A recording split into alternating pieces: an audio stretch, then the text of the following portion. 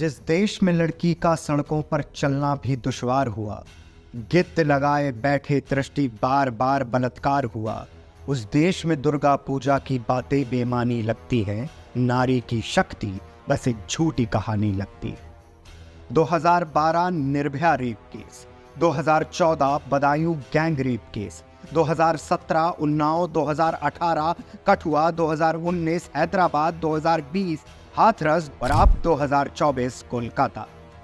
फहरिस्त बहुत लंबी है, पर यह आईना है आने वाले उस समाज का, उस भविष्य का, जहां शायद नारी एक ऐसी विलुप्त प्रजाति बन जाएगी जिसकी सुरक्षा और सशक्तिकरण की बातें आज संपूर्ण राष्ट्र कर रहा है, जिसे इंसाफ दिलाने के लिए हजारों लाखों लोगों की संख्या सड़कों पर उतरी है, जिसके अस्तित्व की रक्षा के लिए हर साल जाने कितने नए कानून गढ़े जाते हैं। पर सत्य तो ये है कि आजादी के 78 वर्ष बाद भी आज भी इस देश की कोई सरकार, कोई सत्ता, कोई प्रशासन, कोई व्यवस्था या सत्ता के शीर्ष पर बैठा कोई नेता इस बात की गारंटी नहीं ले सकता कि इस देश के उस गली, उस मोहल्ले, उस कोने, उस चौराहे, उस अस्पताल या उस विद्यालय में महिलाएं पूर्णतः सुरक्षित हैं।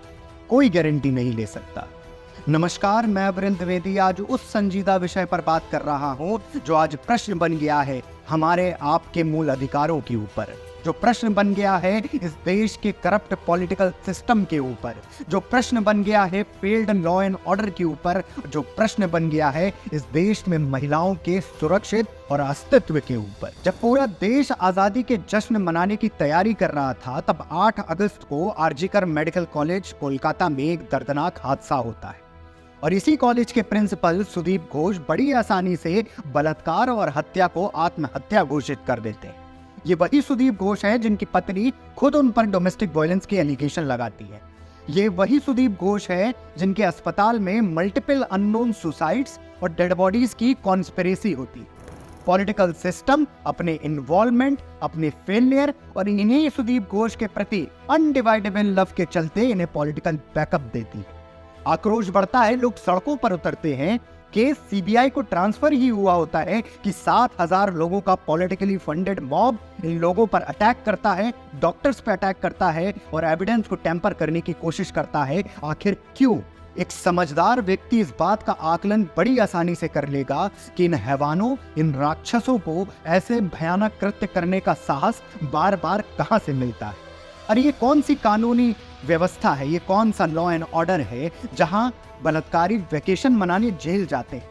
ये कौन सा पॉलिटिकल सिस्टम है जहां बलात्कार जैसे जघन्य अपराध को छुपाने के लिए एक व्यक्ति को पॉलिटिकल बैकअप मिल जाता है?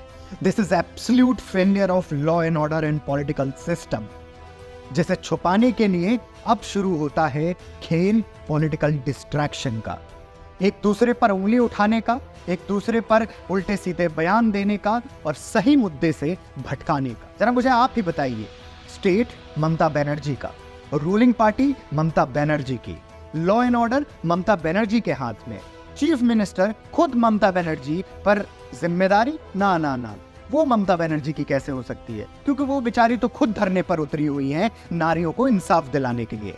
अरे थू ऐसे नेताओं के ऊपर। ये अंधों की नगरी है साहब, यहाँ सारे श्रोता गूंगे और बहरे। इस पॉलिटिकल डिस्ट्रैक्शन से बचें। वो जो हजारों लाखों लोगों की संख्या सड़कों पर उतरी है, उनका सहयोग करें। आवाज उठाएं उन पॉलिटिकल सिस्टम के ऊपर, उस करप्ट लॉ एंड ऑर्डर के ऊपर जिसके कारण ऐसे जघन्य अपराध बार बार इस देश में होते हैं। जो मुहिम 2012 में शुरू की थी वो अब खत्म होनी चाहिए।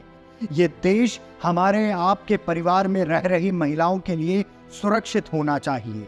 अपनी आवाज उठाते रहें, जो कुछ भी सोशल मीडिया पर शेयर करें बहुत सोच समझ के करें, बहुत जिम्मेदारी के साथ शेयर करें। जय हिंद, जय भारत, अखंड भारत।